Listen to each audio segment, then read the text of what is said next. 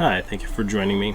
So yeah, we're going to be playing some more Mezase Pachi Pro Pachio-kun. We've just cleared one machine, and what happened was I had not turned my microphone on and I recorded a whole bunch of stuff, so I think we're just going to gloss over that first thing. So basically all I did was I only had 100 balls, and so I wanted to be really conservative with them, so I did this 7 machine because they're pretty easy to read. It was slow to play, but you know, we cleared this whole machine. We emptied that, so now I'm free to try out any of the other machines here.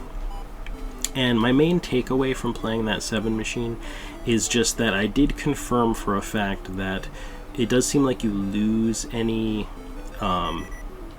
banked spins of the reels beyond like the 4 that it tracks. I could definitely confirm that. Okay, so we've got these are airplane machines. I want to see if I can find those Kenry machines. I'm super excited that we know what the Kenry machines are now, and they are those ones that are kind of like, well, you know, in the other parlor they were like a phone. Actually, I guess I don't know exactly what the icon for that would be.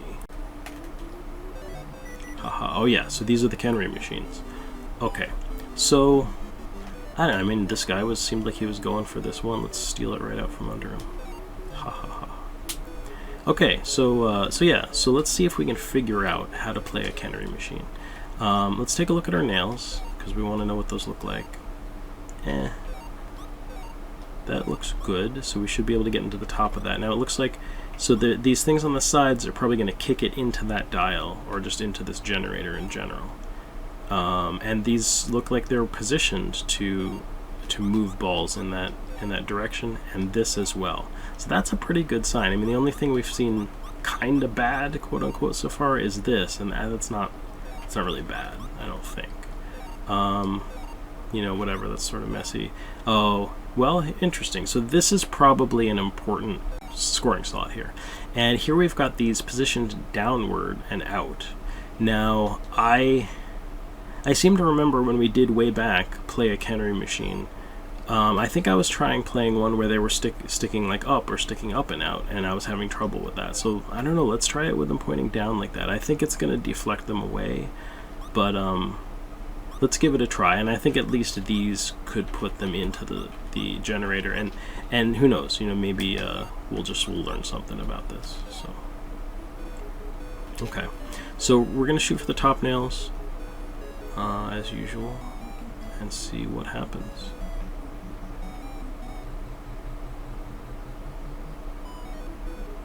So keeping an eye on this. So nothing. Okay, it looked like something went into the side there, and I didn't see exactly what that was.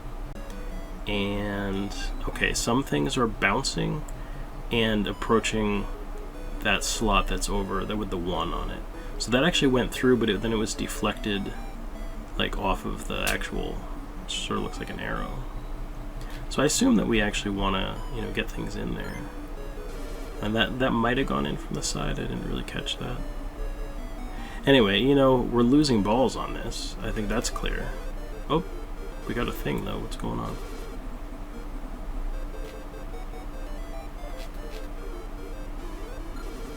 Okay, we're getting more things. Oh, okay, so there are tulips opening up. I wasn't even really noticing those. So, okay. And now we're putting. Oh, see, we put a ball into that red spot in the dial, but you could actually see like a ball went into that dial and like stuck in there. Okay, yeah, see, that stuck in there, and then that little guy picked it up. Interesting. Okay, so I guess we want maybe either from the top or from the sides balls to go in there and end up in those slots. Interesting. Okay, you know what I'm gonna do? I'm gonna hit just the left side here, because this is something you can just sort of like ram the balls into, and I want to see if that's, I don't know, if I can get something into the dial from the side. And that was it. Oh, and one went into the red, so that's, oh, that isn't bad. That you want the red, because that starts this, seemingly. But now what do we want to do? Kind of missed it. Oh, something went into that bottom scoring slot with the 0 on it. Okay, and we got something else in. Okay, yes. Okay, so we're getting into the dial, and then it's opening up the tulips at the bottom, and it's incrementing that whatever it is. Okay. Maybe we picked a good machine here, you know? Oh, whoops. I kind of forgot where my balls were going. That's interesting. So it's like it's kind of hard to start because you have to get a ball into the red, and then you don't want to get a ball into the red after that because it stops it. I think we got some balls from that though. Oh man, now we hit the red one. Oh, bummer. Okay, well this is interesting. So it's interesting though. You can see the nails on the side will totally direct balls right at that dial, but they'll just bounce off if they're hitting like one of the, in between the gaps. Then there's one, but we actually want to get it into the red. I mean, I guess it's good even if you don't. Now if I put it to the right hand side,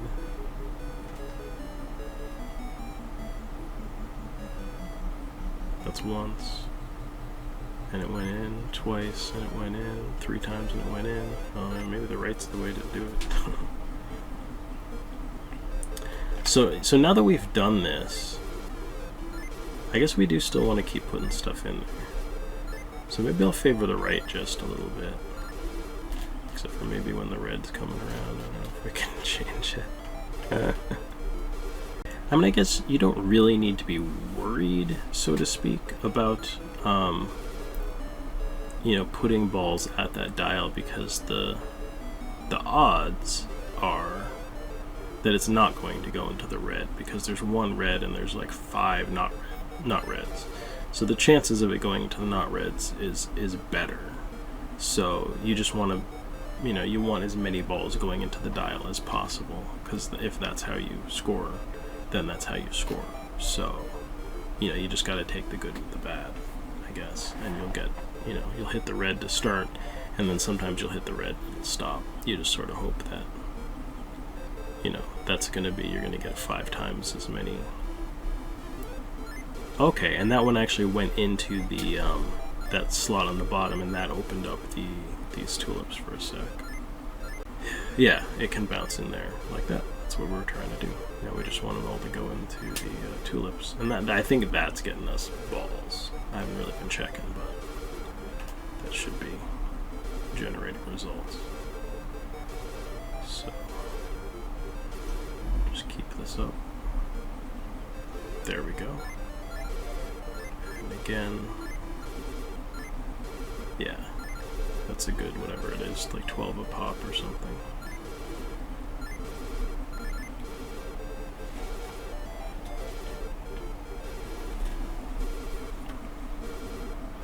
So once again, I mean, this isn't exactly a fast process, but it seems like just as we've gotten into this, the later parlors, when they have some more balls, it takes longer. It's not that bad. I mean, it's like we were clearing the other ones in like 10, 12, 15 minutes. Now we're clearing them in like, I mean, honestly, sometimes it feels like almost double. So it's more like, 15, 20, 30 minutes. Maybe even longer, depending, but there we go. Oh wow, a whole bunch went in. But that didn't make a difference. It's just 5. We've opened the tulips 5 times. Oh, interesting. So something appears. It looks kind of like an arrow, but it might actually be like a plug that is keeping things that actually would be going into the lower scoring slot with the digital number on it. Maybe unless we've actually sort of set it in motion by getting a ball into that dial, that red dial. when we can put it into the red spot, then that retracts or disappears so that we can actually get balls into there. So I think that's what's going on, is like, I think I had seen a ball go in there before, and then I'm like, oh, and then it was just deflected. That's something physical that's deflecting the ball, and we actually have to move it out of the way. Interesting. So, you know, it just gets us, you know, whatever, 12 balls or something, it seems like, once we do that. Like when it gets a ball into the dial there. Oh, now it's into the red? Yeah, and then that thing went away. Okay. So now that we've gotten that in there, what we want to do is get stuff into the scoring slot on the bottom. I don't know, I have to say, like, if it's between this and playing like an airplane machine, I'd rather play an airplane machine. I think airplane machines are my favorite machines. With this, it seems like you gotta get something into the red, get this whole thing going. Oh, we've opened the thing. Okay, so now we have to get a ball in the central, the bottom scoring slot. So come on. It's interesting now that I think of it, this still has a plane motif. I wasn't thinking about what this central generator is, but I think it's like a plane. It's almost like a biplane or something.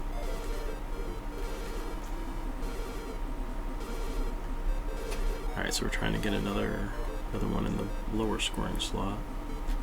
Knock on wood. See if we get anything. We're hoping we don't get anything on the red dial. There we go. And we don't have many balls left to get out of this machine, so maybe if we can get one more. So I don't even know if we need one more. It's still giving us balls. Yeah? Oh! That was so close. Oh, there it is. Yay. Okay, well that was our first Kenry machine, and I gotta say that was kind of fun. But yeah, like I said, I think I still like, probably the airplane machines are my favorite, but that was fun. I think we managed to pick. The only question I'd have is on that lower scoring slot, if, you know, there are other configurations of those nails that we could do, but that might have been the ideal.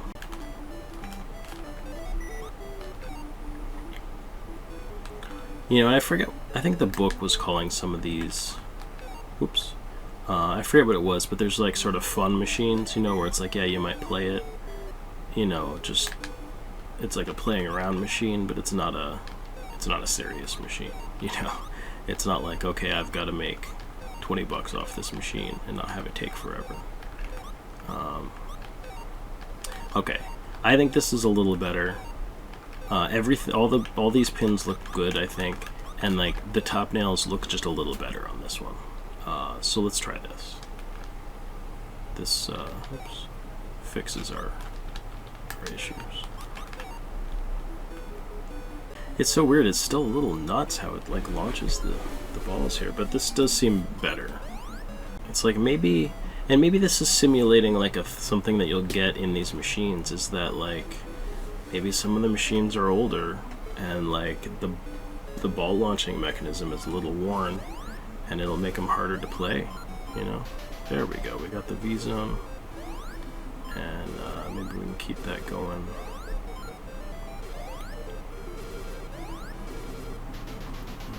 Oh, we did hit the V zone again. Good. Keep on trucking. Oops, we're gonna run out here, yep. Oh wow. Get in the V zone. You know, the danger of knowing too much about how this works is, you know, is figuring out how it works. So then you know exactly what it is that you're looking for. We just don't have quite as much ball control as I'd like, and even though I think these top nails are a little better, I think it's going okay. Man, we are rocking that V zone.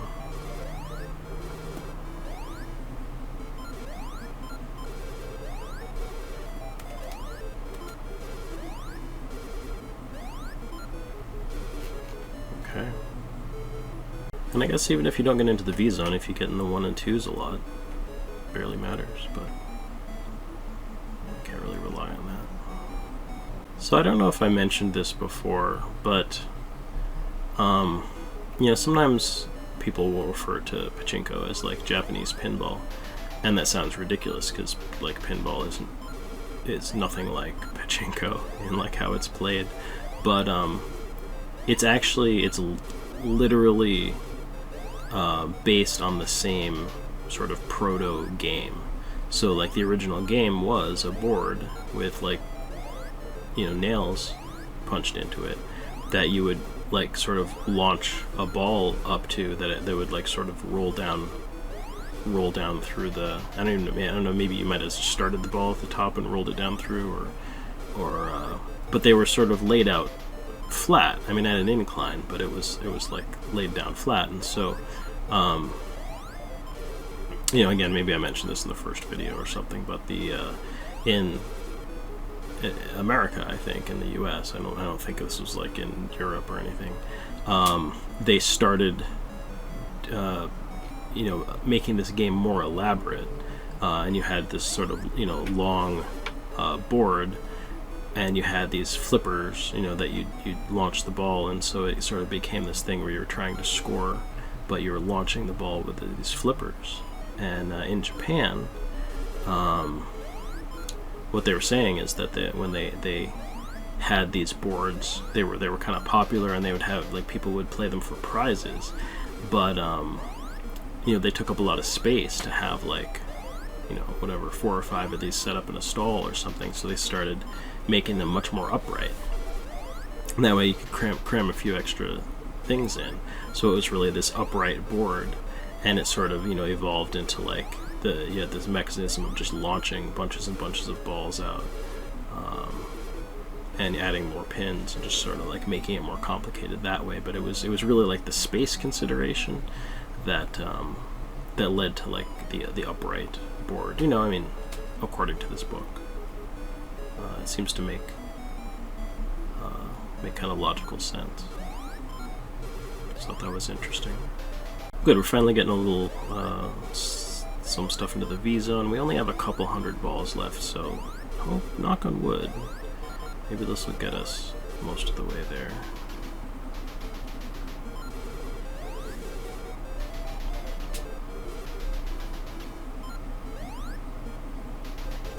Just happens to be hitting the wings right at the right time to get launched into the V zone there. Yeah, that did it. Alrighty, one more down. I think we got like, what, 3 more to go.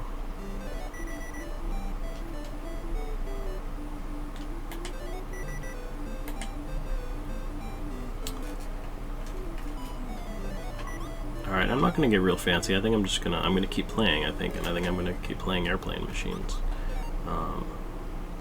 Not to make this, you know, less interesting, but it just makes sense to me. So this seems like it should, you know, pay out. Luck has not really been on our side so far. I mean, we keep getting little hits here and there, but it just... Oh, that was pretty good. And now we got a V zone, so yeah, this might get us going in the right direction. So, just an FYI so you guys know what's going through my mind.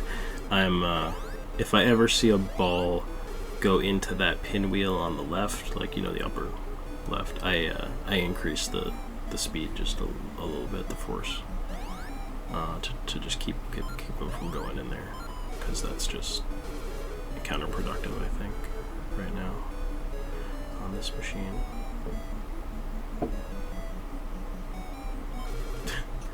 Here's something knocking. That's my pet snake. He's like trying to crawl under his water dish. He's active because it's summertime, and it's like, it's not that warm, but it's like warmer than it is in the winter in the house, and it's like 80, I don't know, 2 or something. Well, no, more like 80, 83, 84. So he's mobile. His body temperature's up, and he just wants to get into everything. He's such a good boy. I know that, like, you know, most people out there don't, you know, think that a snake is a cool pet, but he's just wonderful. Just a little corn snake. I love snakes. It's a great pet. Like, seriously, like, you know.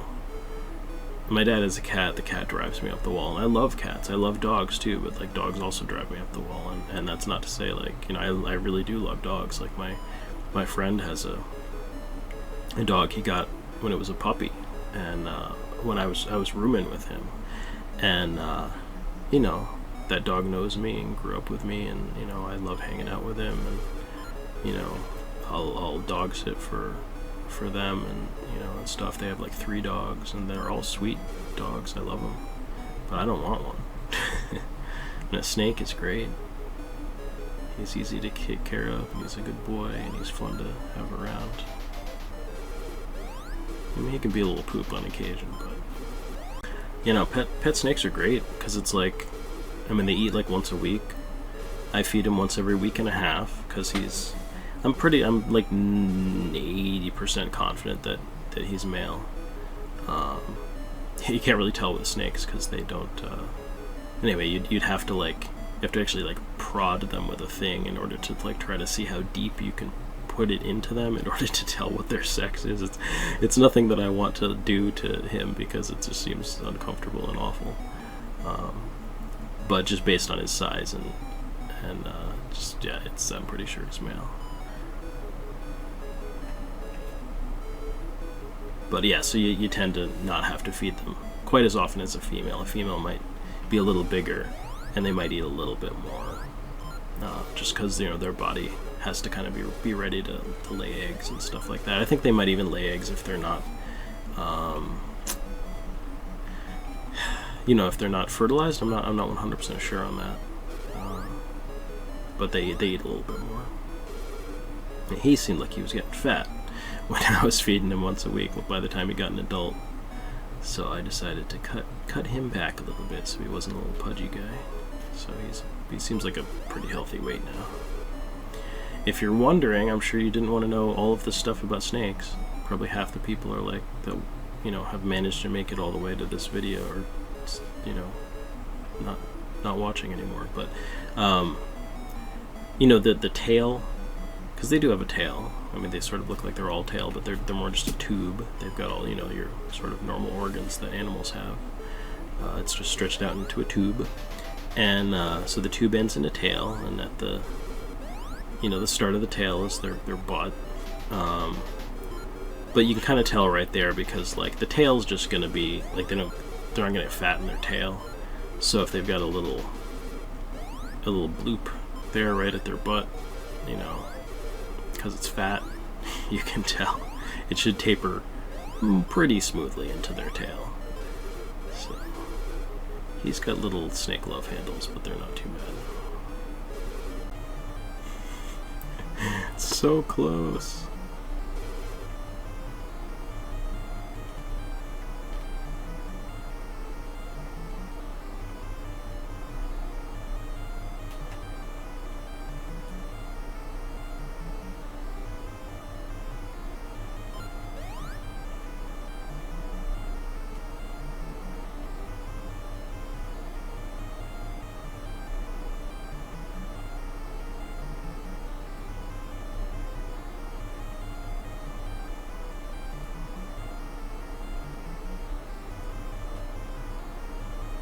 Oh, come on.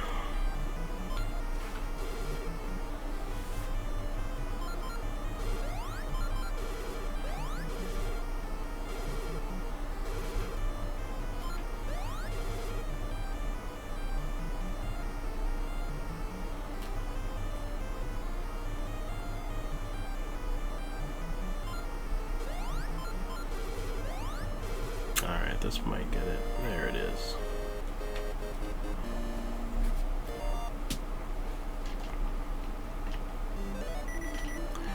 Okay, so that was good. It took a while, but it's not so bad. So we got probably 2 more to go, unless there's, you know, more machines to clear here. And I think we're going to do that in another episode, so I hope that you will join me then. Thanks for watching. Take care.